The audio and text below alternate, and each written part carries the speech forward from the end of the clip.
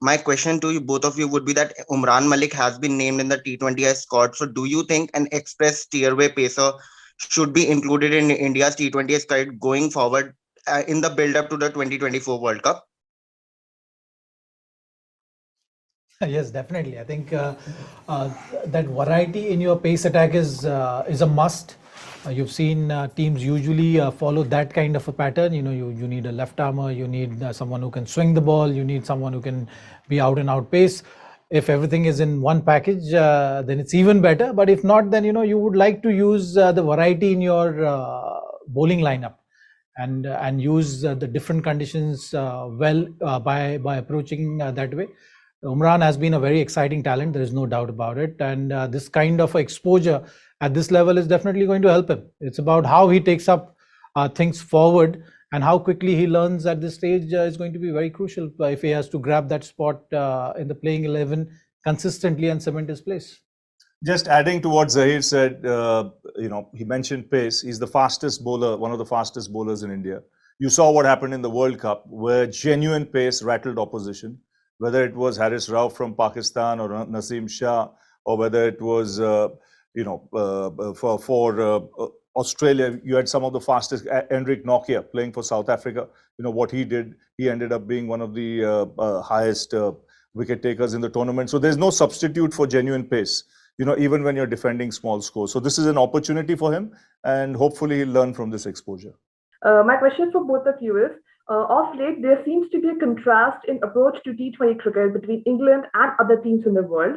So from both of you, I want to know, what are the areas you see for this Indian team to, improve and catch up with the England team? Well, I think with regard to the approach, you got to play conditions as well. It's raining right now here. Tomorrow it might not be raining. It will be windy. You got to adjust to the conditions, adapt to the conditions as soon as possible. And if every pitch is different, every country you tour to is going to be different. So I think what matters is that communication within the squad. As the game starts or leading up to the game is something which is going to be important. Yes, you do have the style of play which you decide the brand of cricket which you are going to be playing. But more than that, I think you need to be proactive in understanding the conditions and planning for different venues and pitches. Yeah, hi Ravi sir, Zach. My question to you is, it's pretty evident that, India is transitioning towards the next generation of cricketers taking command. VVS Lakshman, recently in the press conference said that, going forward in T20, as we would see more T20 specialists. So contrary to what has happened in the last year and a half, when, the senior guys were not playing, only then were the youngsters getting a chance. Is there a possibility that we could see more of the youngsters getting chance in T20s rather than, the guys who've been around for a while? I think that's the way forward. I think VVS is right. They'll identify specialists, and especially with youngsters, because going forward, that should be the mantra. 2 years from now, identify and make that Indian team into a terrific fielding side, and of course identify roles for these youngsters who could be fearless and go out there and play, that kind of cricket without any baggage whatsoever.